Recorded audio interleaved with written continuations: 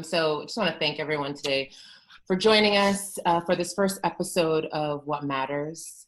We created What Matters to be a salve and a safe place for us, an opportunity to tell our stories, to amplify our voices, and to imagine and create solutions to transform our communities. During this series, you will hear from amazing people, experts, BLM organizers, brilliant people, notables, electeds, all types.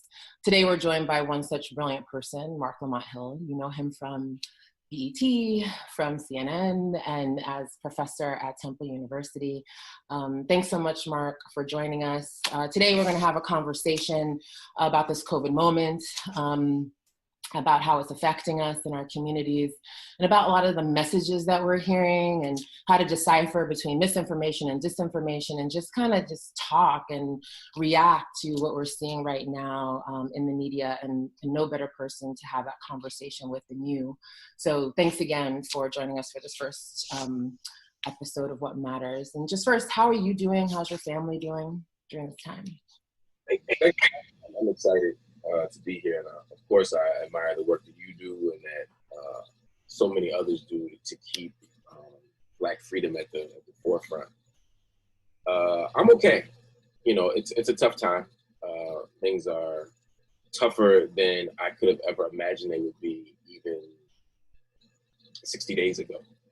You know, right now everyone is safe, which is a great start. In February, my father was taken to the hospital, and he wasn't doing very well. We met with doctors, and they weren't optimistic. We met with the palliative team, which is sort of the team you meet with at, you know, sort of the latter stages of life. And we met with the hospice team, and we were just trying to figure out what to do. We hadn't given up hope, but we were uncertain. And pushing back against doctors and doing that dance you do, anyone who's taking care of an elderly parent. My father's 92. You're doing that dance with doctors. And then COVID hits. And I can no longer see him. All visitations are shut down immediately. My father's battling an infection. He's not eating. The doctors take his not eating as a sign that he doesn't live anymore. We don't necessarily agree. I'm going to the hospital. My brothers are going to the hospital every day to feed him, to get him, you know, until he gets up and strong again. And then suddenly, you know, that week, suddenly we can't visit anymore. We can't see him anymore. And now we have to hope that he's getting the proper care. We have to hope that people are going to make him eat that extra meal that he wasn't inclined to eat. We're hoping all these things happen. It's hard to get into doctors. It's hard to talk to nurses, the whole nine. Yeah. Then we get a call with later saying, oh, well, he's discharged. And he's in the nursing home. And so we see him almost every day. One of us sees him every day. But the nursing home is now shut down. On the one hand, is okay, because you don't want people to come in and make the nursing homes sick. We've seen what happens when nursing homes get COVID, right? It spreads. It's very dangerous. And we die that way. Well, on the other hand, now, here I am now, almost week 7 of not seeing him, you know, and we're all like hoping, one, that hoping he survives the initial illness, hoping he doesn't get COVID, which would be a death sentence for so many people these days. Right. And hoping that we haven't seen him for the last time, because we can't get in, and there's no end in sight. So dealing with that in the midst of everything else has been a challenge for me and the rest of my family, no doubt about it. Yeah. But I compare that to what I've seen, you know, with other friends. My best friend lost his grandfather. You know, his father just got off a ventilator yesterday. You know, I'm watching people lose 2 and 3 generations of family members. I'm watching people not be able to. So against the backdrop of that, I say I'm doing as well as I can be. Right. Yeah. I'm really upset for those out there who are doing much worse, and with fewer resources to manage that. Yeah. Thank you for sharing your story and that. And I'm so sorry to hear what's going on in your family. As you said, it's happening with so many of us. We're struggling out here. We hear about how this virus is affecting Black people disproportionately. Well, we heard about it, for a minute. And then we hear other things. So part of, what is confusing for many of us is the different information that we're hearing, information that's correct, that's incorrect.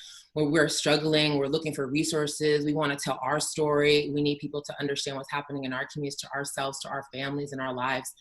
And we're faced with a lot of information that's either not relevant or damaging in many ways. And I wanted to get your take on, we're seeing a lot of stuff right now in the media about these protests that are going on, these, anti-quarantine folks that are out there with the signs and the arms. And I just wanted to get your take on that. Like, how damaging is that for us to be seeing?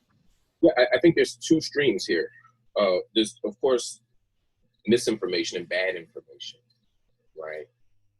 Which is incredibly dangerous. And we just don't know a lot about COVID-19. Right. And that's from the top down, whatever the top is, the White House, whomever, right? We just don't know a lot. And so some of it is information that we think is true that simply is not true. Right. And the World Health Organization just last week said that, it has not been proven that having COVID-19 means that you won't get it again. Doesn't mean you will, but they're saying we're just assuming that you won't based on how the flu operates. But maybe it doesn't operate the way the flu operates. Could it be something like chickenpox that you get once, you don't get again? Could it be something like herpes that you get and it may not always show up, but it's always there and there's, and it can still be passed on? Is it something like that? Is it something that you get rid of? Is it you put antibodies to? And is it like more like the flu? Is it more like, we don't know. Right. And part of the problem is in this 24-hour cable news cycle where it's more important to say it first than to say it correctly. Yep, you said it.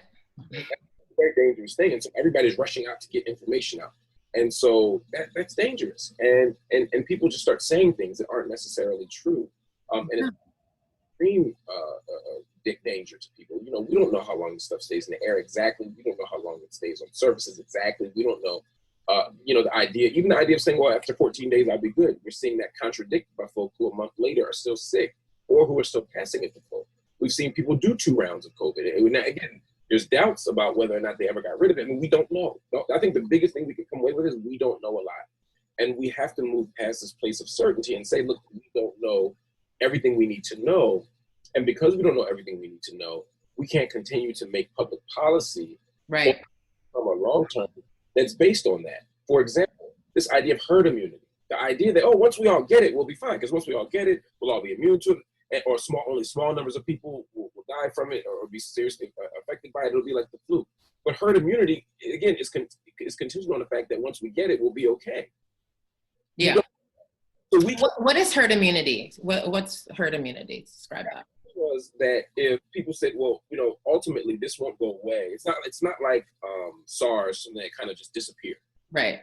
But that the way for people to get, what it means is that for us as a community, if the bulk of us get it, are affected by it at some point, then that's the only way we'll get over it. Because then we'll have until there's a something to cure it, right? Then what we'll do is once we all get it, or at least a sizable portion of us, then we'll be able to move on with our lives because we'll have the antibodies for it. We won't be constantly passing. We won't be in a state of crisis. The hospitals won't be overrun because most people will have already had it or experienced it. And then by the time we come up with, a shot for it or something to prevent people from getting it, which at least 11 months away from, could be 16 months according to science.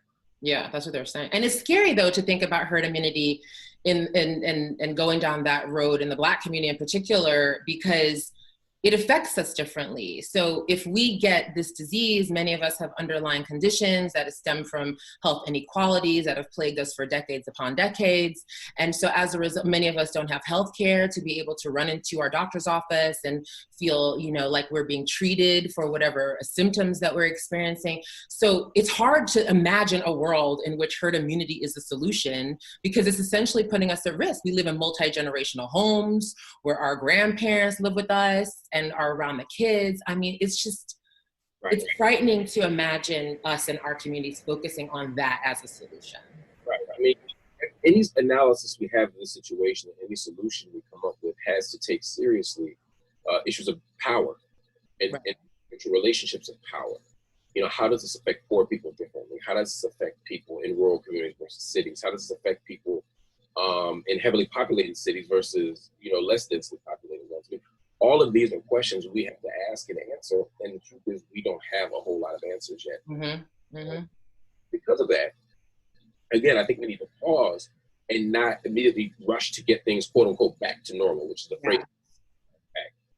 The problem is, if our end goal of normalcy is really just to revive capitalism, it's just to make sure that the rich stay rich and the wealthy stay wealthier. If it's really just to get an exploitative economy kickstarted again, then people become disposable. Whenever you're talking about capitalism, you're talking about a system by which the vulnerable artists, right? Some people are rendered, as I wrote about, nobody. Right. And those are the, you know, they say you to make an omelet, you have to break a few eggs. Poor people become those eggs. Right. Homeless people become those eggs.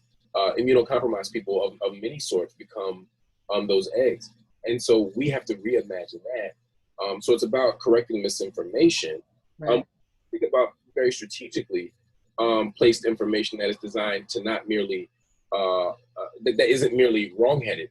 You know, we all make mistakes, but then there are also campaigns of information that are deliberately intended to distract us, to give us bad information, or to get us to advance a political agenda. Right. Yeah. And I definitely want to get into that deeply. I also want to think about what types of misinformation. So people hear that, well, this is not new.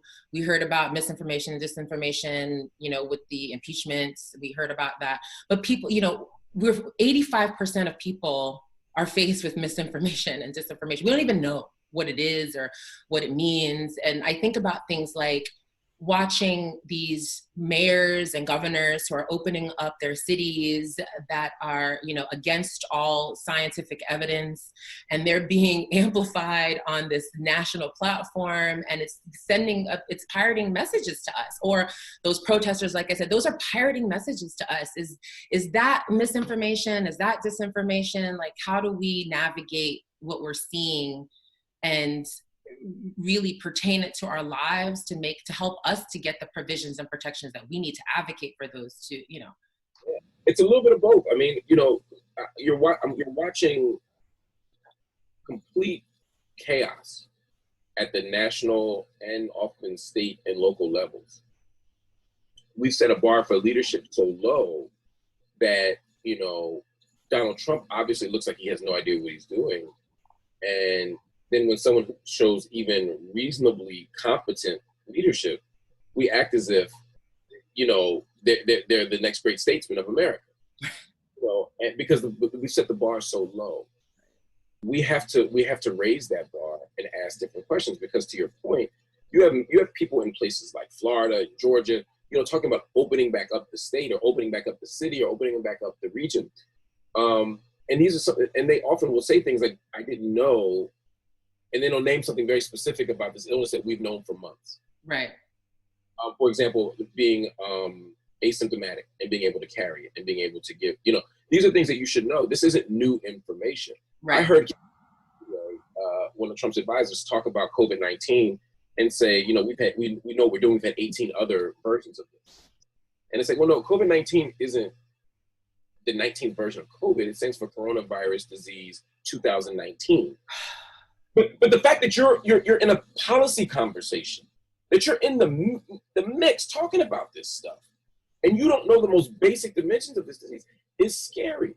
You know, but again, everyone has their own agenda. If you're in the South and your voting base is largely comprised of people who use words like liberty and freedom in very particular ways that have nothing to do with justice, and simply have to do with the ability to do what you want to do. God, you know, who cares about everybody else? And so liberty, and it just becomes about your ability to go get a haircut or a tattoo, even if it kills your grandmother or my grandmother, more likely. Yeah. Right? Then if you're in that kind of a state, then you're just going to say, I'll open it up, right? So the governor of Georgia is saying, yeah, we're going to open the state. Beauty salons, barbershops, tattoo parlors, the least essential things. Who needs to get a tattoo right now, right? I mean, I got lots of them. But I don't need one right now. Hey, right? But then you call the governor's office of Georgia. Right. Yes, I did that. Mm-hmm. And they're like, we're closed because it's unsafe. Oh, we're closed. We don't do tours. It's not safe to be outside. Well, if it's not safe to be outside, how's it safe to go to a hairdresser? How you got me going to get my nails done, right? Mm-hmm. And so at that level, it's not just a question of bad information, although they have bad information. They're just not well informed. We're in a moment where the president simply isn't particularly intelligent. I'm not saying he's dumb, but he's not particularly intelligent, certainly not like his predecessors. And he's not particularly curious. Right. And he's not particularly open to listening to other people. That's always a problem, but when you're dealing with a global health crisis, it's particularly dangerous. And so he's saying things like, well, I can do what I want. I can tell the states what to do, which obviously is not constitutional or legal. But on the other hand, when things start to look bad, he says, oh, well, yeah, I don't want Georgia to open up, but they're doing it on their own. I think they shouldn't, but I'm going to let them do whatever they want, even though I could stop them if I wanted to, right? So it's all these mixed messages so that he doesn't have to take blame for what he's doing, but he gets to reap all the benefits of the political gains that come from a Republican red state governor opening up the state. Right.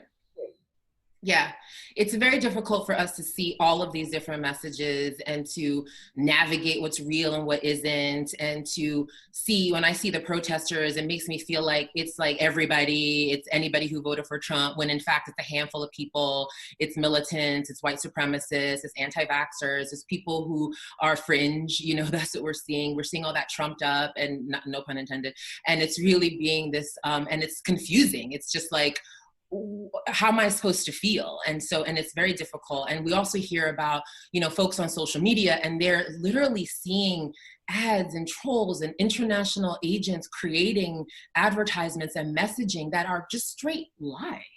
Yeah. They're just untrue. And, you know, like Black people couldn't get COVID. Like that was a thing. People said this.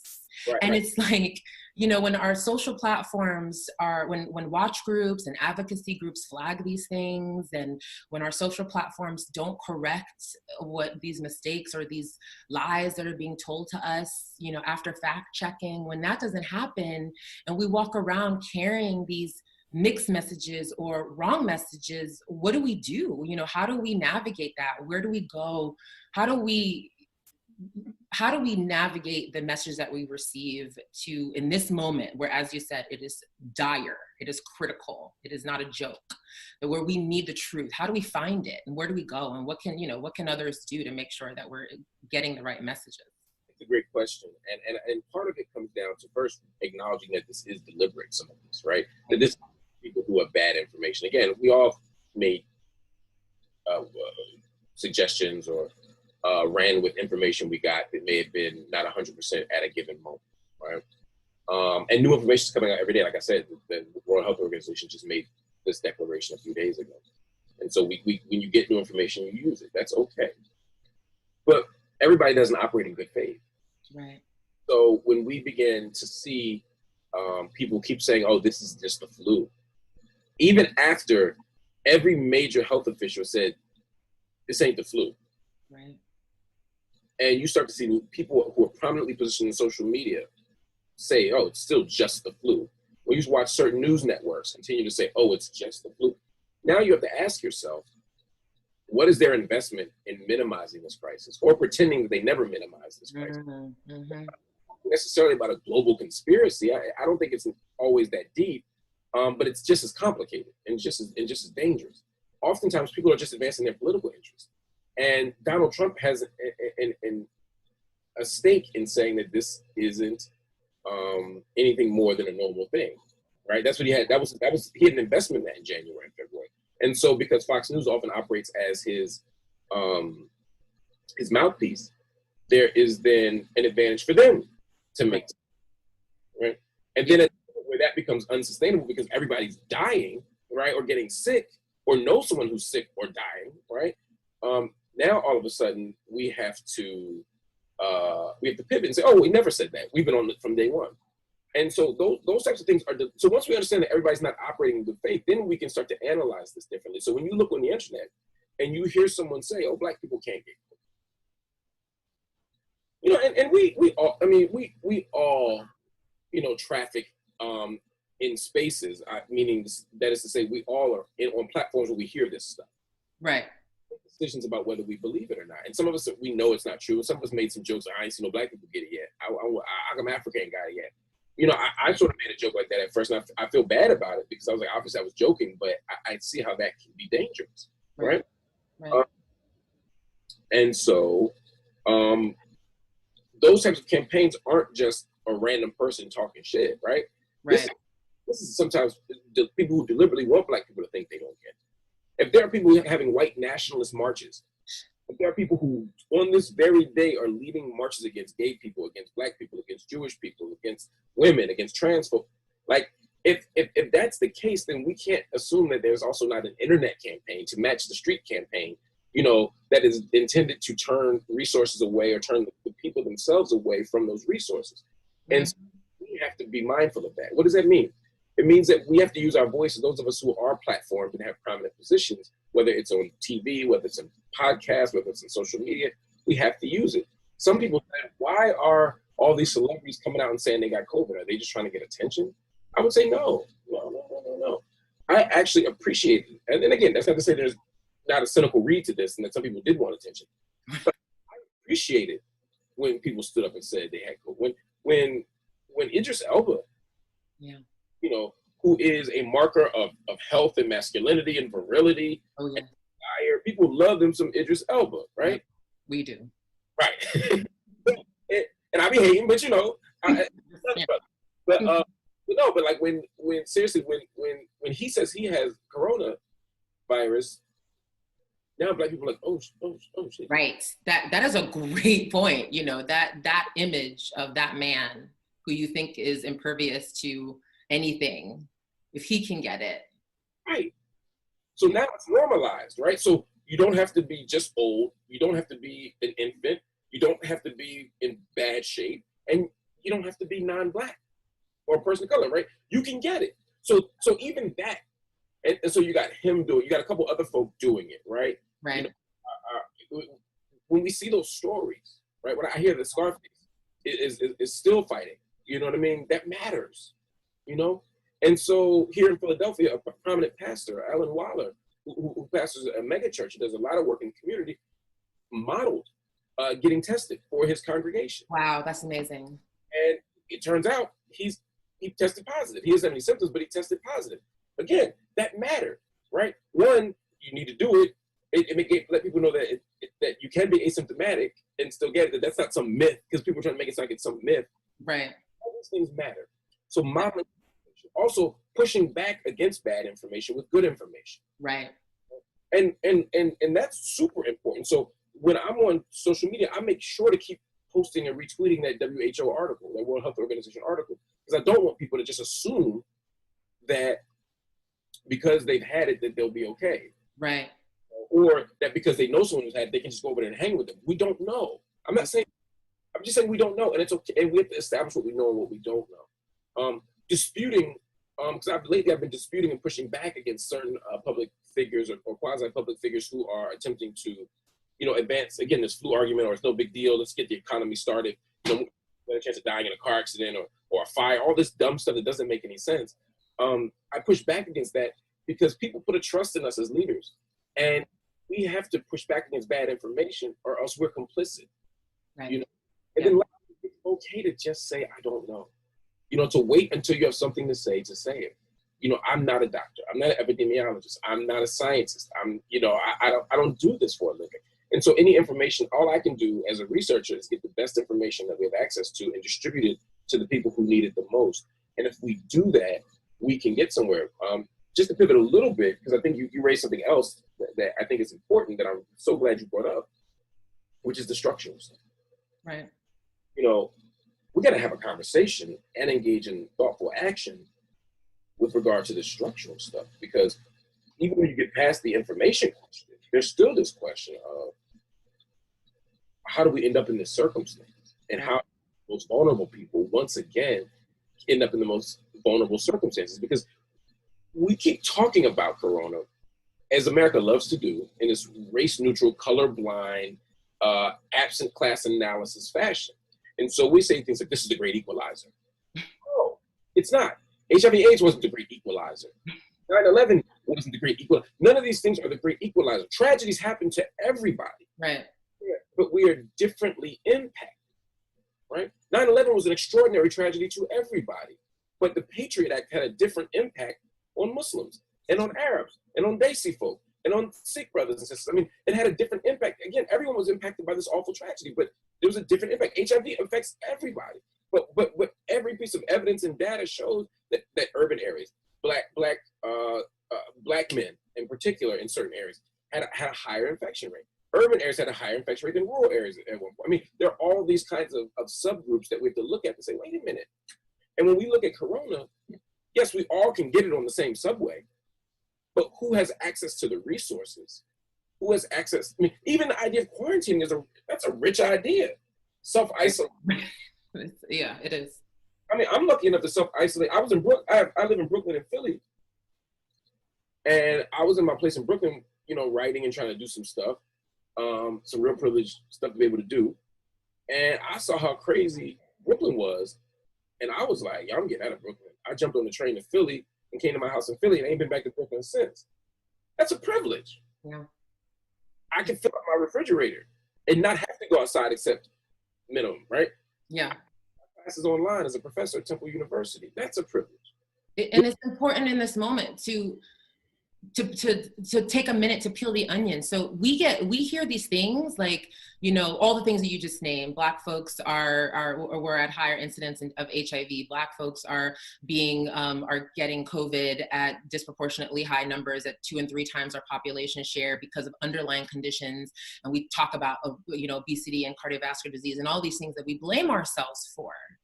But what's important in this moment is to peel the onion and to understand why those things are happening in our communities, where that thread started, what was the catalyst of the reason why we are impacted the way we are impacted today, because that hasn't changed.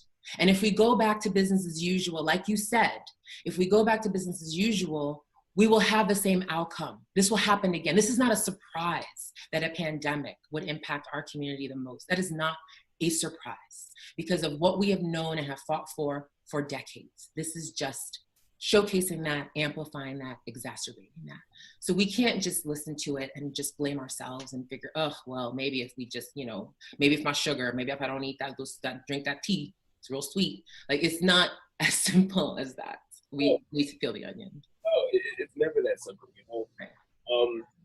It's not to say that we can't be responsible, right? I mean, I don't know anyone who would say, you know, don't make healthy choices. Right, of course, yes. We all want healthy choices, you know? But what's the context in which those choices are made? What are the options that are available to people who make healthy choices? That's right. Right? That's right. That's always the question. Kiese Lehman, in his book, Heavy, talks about good love, healthy choices, and second chances, right?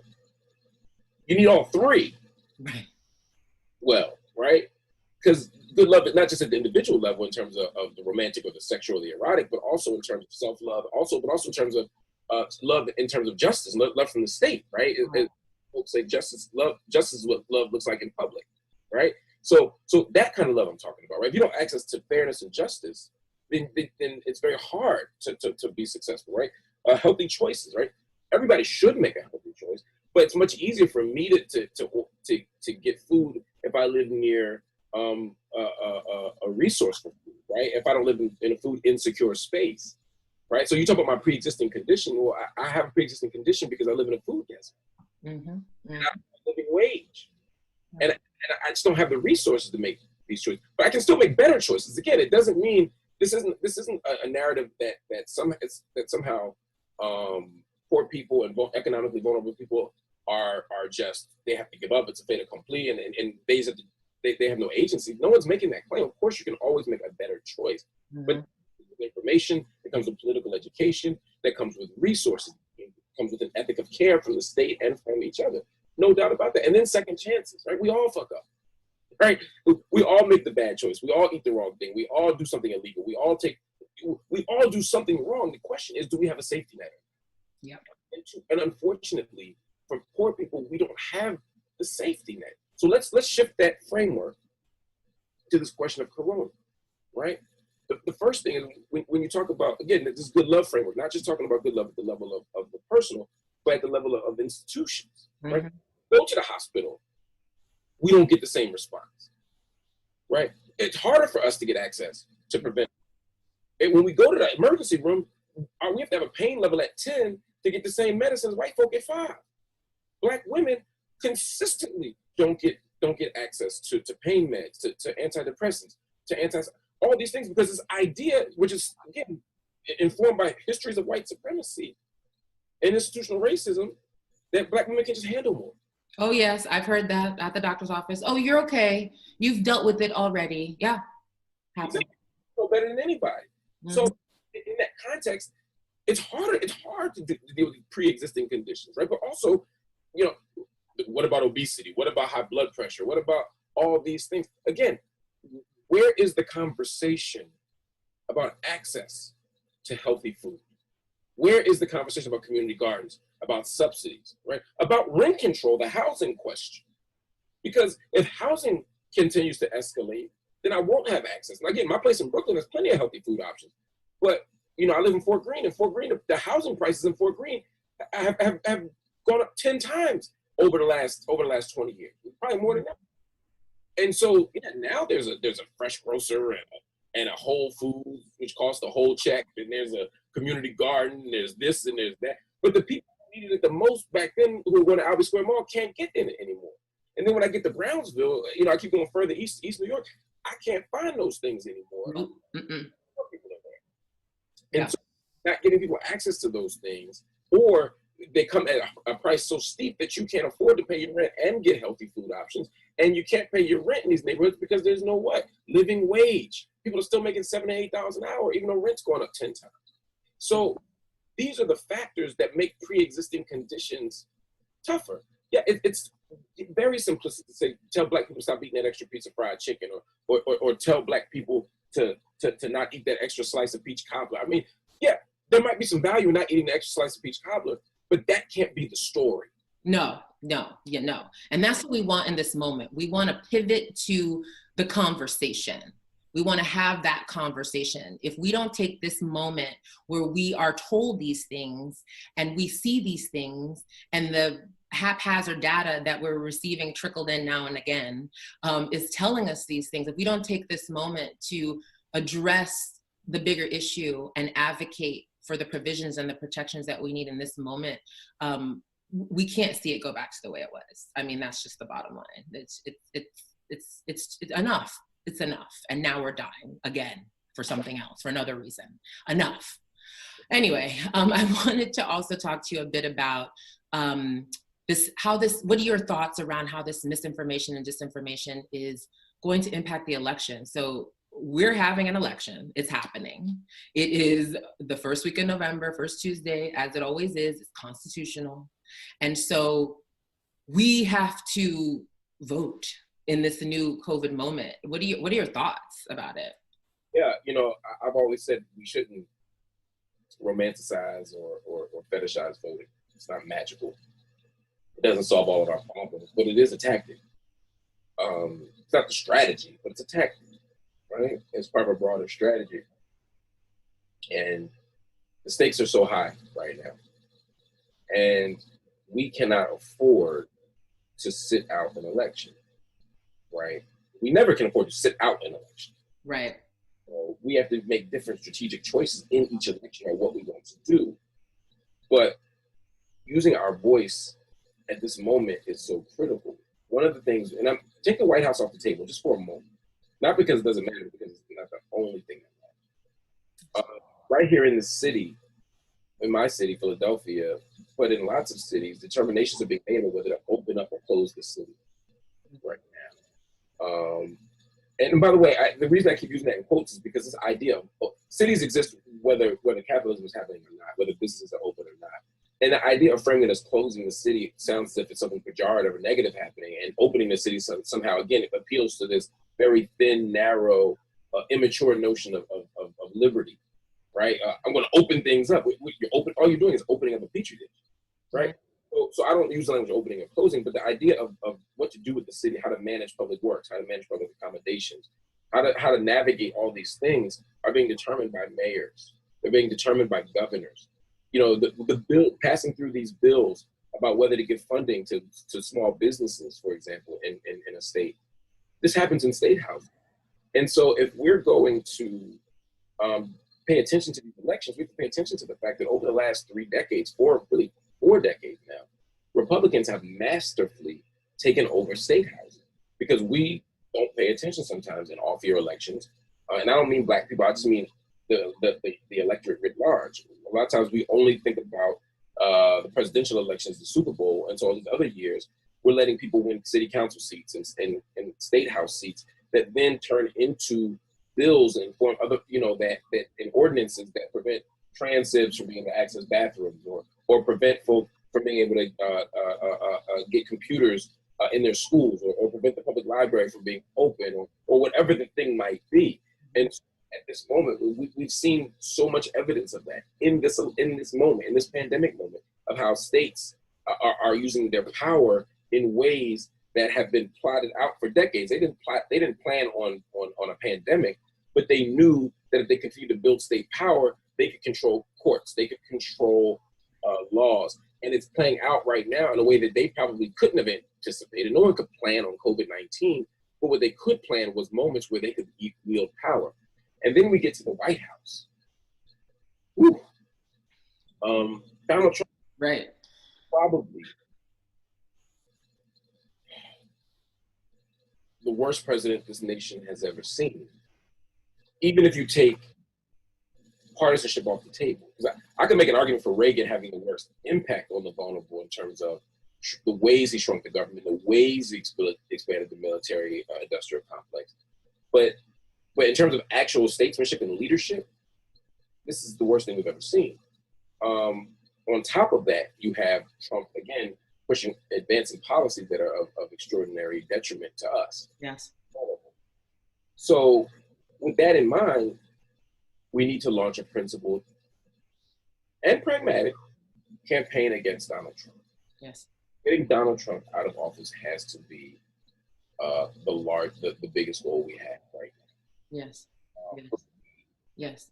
And it's frightening to think the stakes were high before COVID, right? The stakes were high already when we thought about this election and we thought about how we were moving forward in this election and the reasons why Black people need to come out and vote.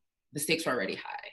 Now the stakes are even higher because the person in leadership is going to be the person that is going to carry this country through the remainder of this virus, hopefully short-lived, and the recovery. And that person is going to be not just a policymaker, but they will be a representative. They'll be a beacon. They'll be a North Star, a lighthouse for people to see that will make them feel better or worse, make them feel safe or unsafe, and make them feel like there's hope or feel hopeless. And that person and that role, and not to acknowledge all the other roles that you mentioned, because those are critical as well. Down ballot is very important.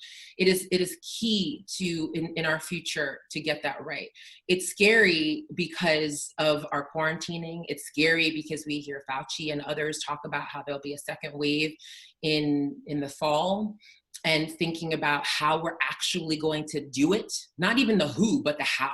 How are we going to vote? How are we going? Because we need to come out in droves. We need to do 2008 and 2012 type numbers for this election. But how do we do it? It's scary to think about choosing. Think of Wisconsin and how folks had to choose between being and going to the polls and their health, but Black people were there with masks on, standing in line. Beautiful. But how do we protect ourselves? We shouldn't have to choose. How do we do this? Yeah, I mean, we hope obviously to see a couple of things happen. One, we hope that the flattening turns into a precipitous drop in infection rates. We know there's going to be a resurgence. We know it's going to come. We just have to hope at that level that it happens after November, December, right? Yeah, right. That's not to say that it happening in December, January is better, because as the more it coincides with flu season, according to the experts, the more of a danger we're going to have, not just the people but also to the hospital system's capacity to treat people. So I'm not saying it, but just with regard to the election, I think that COVID isn't isn't spiking at the time of the election. That's one thing. We need massive absentee balloting, write-in balloting, mail balloting. That has to be our strategy going forward. And honestly, again, this just lays bare more problems in our system, right? It shouldn't be this hard to vote. You know, people shouldn't have to take off work to vote. How could it not be a national holiday to vote? If Columbus Day, right, an imperialist holiday, at this point, it gives us, why wouldn't voting, right? Because that would solve some of this stuff. Because then we could be more strategic about spacing things out. But if you only got 2 hours to get there on your, or 30 minutes on your lunch break, or you could do it before work or after work, and you work at 11 to 7, you know, you got kids, and you know, it's challenging. So we need to make voting easier in general. But I think absentee balloting, write-in balloting, there have to be key strategies that we use right now more than ever. We need to organize groups to vote. You know, I tell people, don't just go vote, go bring your people, right? Bring your people who are less inclined to stop what they're doing. They'll vote, but they're less inclined to do it. Obama gave people an energy. Obama gave people a sense of excitement and possibility. I was a critic of Obama, I remain one. But there was something about getting people out in record number because they had a thing to vote for. I think right now the challenge is people are largely voting against. I think when you have a Bernie Sanders, you have something to vote for. When you have Elizabeth Warren, you have something to vote for, right? I think with Joe Biden, the voting public is less excited about his platform, and certainly progressives are not excited by his platform. At best, we're getting people out to vote against Trump, rather. And so, but that hasn't always proven successful. John Kerry, you know, was the candidate who said, hey, vote for him. You'll be voting against Bush. You'll be voting against lies about weapons of mass destruction. You'll be voting against against weapons, against the illegal invasion and occupation of Iraq.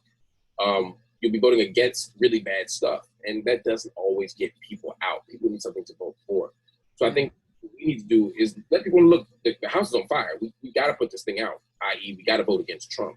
But we also have to give people an affirmative vision of what we're voting for. And that's on the Biden campaign, but that's also on all of us to say, look, we know he ain't shit, right? We know that we are always voting for two bad options.